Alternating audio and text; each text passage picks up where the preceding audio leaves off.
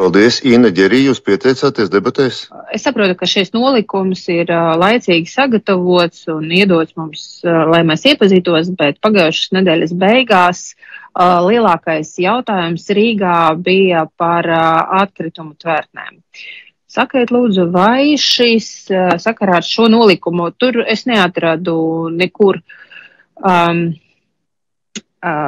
neko par iepirkumiem, un es saprotu, ka citas procedūras iepirkumiem, bet varbūt, par cik jūs jau šeit esat, jūs varat pakomentēt, kurš ir organizējis konkrēti šo atkritumu tvertņu iepirkumu un kā departaments tur ir iesaistīts, cik dziļi un kur meklēt galus tiem, kas ir izvēlējušies.